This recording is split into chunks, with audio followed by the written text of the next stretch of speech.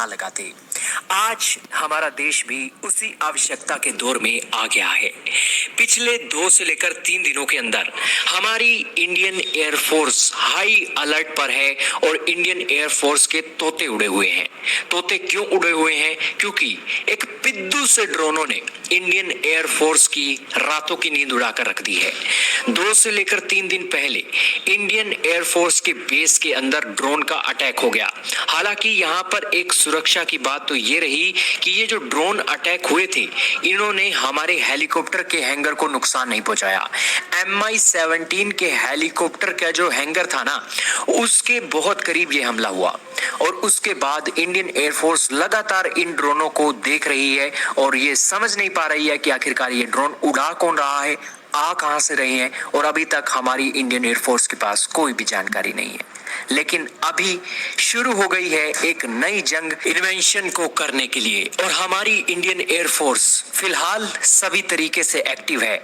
सभी air bases high alert पर रख दिए गए हैं, देश के अंदर जितने भी एयरबेस हैं, और इसी के साथ हमारे साइंटिस्ट अब काम में जुट गए हैं। ना सिर्फ सरकारी साइंटिस्ट बल्कि प्राइवेट सेक्टर के साइंटिस्ट भी आज उन्होंने अपनी सारी इन्वेंशन की ताकत को झोंक दिया है, अपनी इमेजिनेशन को झोंक दिया है एयर डिफेंस सिस्टम को बनाने के लिए।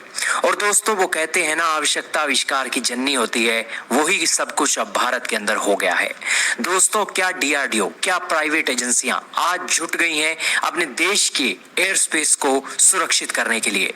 आप ये जानकर हैरान रहेंगे कि इंडियन एयरफोर्स आज करोड़ों रुपया खर्च कर रही है, S-400 ले रही है, BMD बना रही है, इसी के साथ अलग अलग छोटे से लेकर बड़े एयर डिफेंस सिस्टम बना रही है।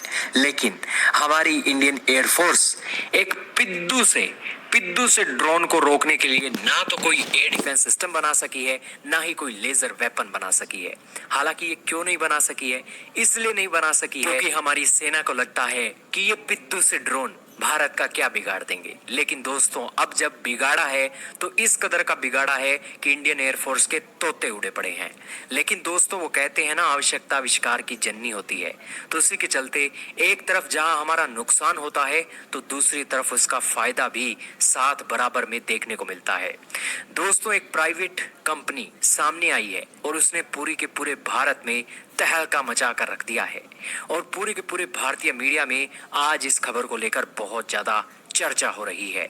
इस कंपनी का नाम है ग्रीने रोबोटिक्स और ये कंपनी एक ऐसे आयरन डोम सिस्टम को पेश कर रही है जो कि इजराइल के आयरन डोम सिस्टम का भी बाप है। क्यों बाप है? क्योंकि ये सिस्टम ना सिर्फ छोटा है बल्कि 1000 से लेकर 2000 स्क्वायर किलोमीटर के इलाके में देश की सीमाओं को सिक्योर करेगा और ना सिर्फ सिक्योर करेगा बल्कि ये भी बताएगा कि जो एक वेपन सिस्टम हमारे ऊपर अटैक करने के लिए आ रहा है ना, वो कहां से आ रहा है। आज हमारी इंडियन एयरफोर्स को पता नहीं लग रहा है कि ये ड्रोन्स आ कहां से रहे हैं, लेकिन वो जो सिस्टम बना रहे हैं ना, उनका दायरा इतना बड़ा है कि उन्हें पता लग जाएगा कि जो भी स्पेस के अंदर चीज आ रही है ये यहां से निकली थी और इधर जा रही है।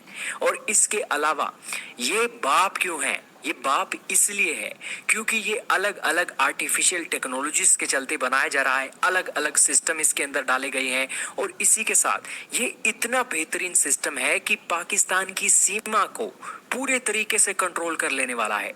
यानी कि ये पाकिस्तान का जितना भी बॉर्डर है ना, 3300 किलोमीटर का, उस बॉर्डर के अंदर अगर हम 10 की संख्या में इनके सिस्टम लगा देते हैं ना, तो पूरा बॉर्डर सिक्योर हो जाएगा। अब आप कहेंगे कि हाँ, हमारे जो दूसरे सिस्टम है S-400 BMD वो आखिरकार कामयाब नहीं होंगे। तो दोस्तों, नहीं होंगे। क्यों नहीं होंगे? क्योंकि अगर उनको डिप्लॉय करना है ना, तो संख्या 100 से भी ज्यादा ऊपर जाती है। करीब करीब 200 से लेकर 300 सिस्टम तैनात करने होंगे और पूरा बॉर्डर तब जाकर सिक्योर होगा।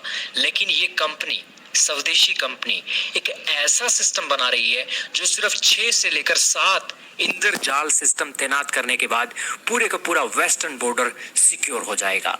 और दोस्तों, ये एक बहुत बड़ी खबर है और स्वदेशी आयरन डोम का बाप बना दिया है इस कंपनी में, ये हम कह सकते हैं। हालांकि आपका क्या कहना है इंद्रजाल सिस्टम के ऊपर कमेंट सेक्शन में जरूर बताइएगा।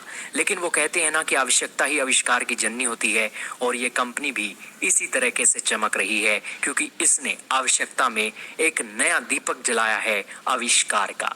देखते हैं ये कंपनी कब तक ये सिस्टम लाएगी, लेकिन अभी भी फिलहाल भारत के पास ऐसा कोई सिस्टम नहीं है जो मौजूदा सिर पर आए हुए खतरे को एक निपटते हुए ये एक तैयारी भारत की वायुसेना कर सके। लेकिन हमारी एजेंसियां बहुत सक्रिय हैं, जो भी ऐसा कर रहा है उसे बहुत बड़ी कीमत चुकानी पड़ेगी।